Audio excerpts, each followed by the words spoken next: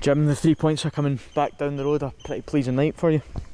Yeah, overall very satisfying. Obviously, we came here to get the job done tonight. We knew it was going to be difficult because of the lack of numbers that we had available to us.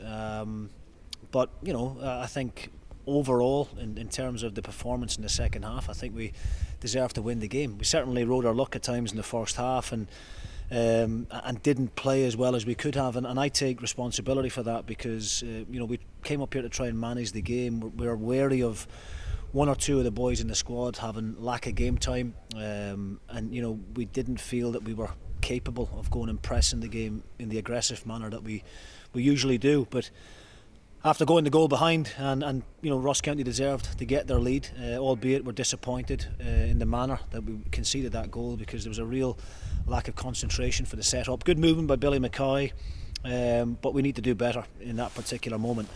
Half-time, got the message across to the staff to just make the players believe that if they got the next goal, that then the game would be there for us. I think the first goal, when I look back at it, is absolutely brilliant. The distribution from Jack Annick, as we all know, is excellent. Out to Richard Tate, fantastic touch on his chest, and a brilliant ball into Lee Irwin. And then we managed to get Quainer on the pitch as well, which was really, really pleasing because obviously Collins had a real nightmare with the injury since he's came to the club. But you could see there for the 25 minutes or half an hour he was on the pitch, he was unplayable at times. Does great for the second goal. A really good assist for Ilkay Durmus with a brilliant finish, and Ilkay I think deserves real special mention because his work rate lately defensively has been outstanding, and I'm really, really pleased that he was able to cap off his performance tonight with a goal. And then Jamie McGrath deserves a big pat on the back because he shows character to go and take the penalty. Cammy does really well to get on the edge of the box, get a shot off. The young lad held, I think it is, that handballed it, but a really cool and composed finish from Jamie to really put the icing on the cake. So before the ball is kicked tonight, with the way things are with the squad, you're probably thinking if we can get a point back down the road with us, considering Ross County are fighting for their lives, probably would have been pleasing. But the fact that we're going back down with a 3-1 victory in the manner that we did it in the second half was really, really pleasing. You managed to give a first start to young Jay Henderson as well. How did you feel he did today? I thought Jay done really, really well. We probably starved him of the ball at times and didn't get him in enough 1v1 situations. I thought it would have been a really good battle between him and young Held, who's only 17. And I thought it was at times. He'd done really well in the first half, a couple of occasions, skint him and got a good ball in.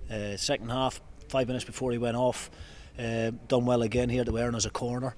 So there's real potential there with Jay. He's a really exciting prospect, and listen, we've got plenty of them. Lewis Jameson's out scoring goals for Clyde last night, Josh Jack scoring, Dylan Reid, who we've all spoken long and hard about, Daniel Finlayson tonight coming off the bench and making his debut as well, albeit Daniel's on loan from Rangers. We have got a deal in place in the summer where Daniel will join us on a full-time basis. So yeah, all in all, the future looks bright for the young talent that we have available to us in the squad and coming through the academy. But I think the experienced boys deserve a real pat on the back tonight because we needed those leaders, the likes of Annick and Shaughnessy and Tate, Marcus Fraser. I think Lee Irwin deserves special mention as well. He's come in for a bit of criticism off a few people this season, but it was the first 90 minutes for the big man in a long time. He needs to get fitter, he needs to get sharper, he knows that. We've had those conversations and he's willing to work hard on that side of his game, but I thought it was a brilliant goal from him tonight. So all in all, really, really pleasing. Looking forward to the drive back down the road now. In terms of yourself, you'll be pleased to be back in the dugout for the next game?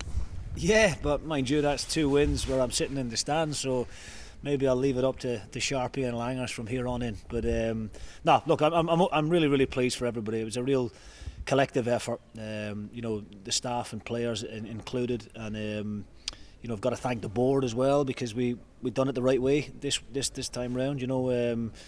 They put their hands in their pocket and paid for us to come up last night, and it's not cheap.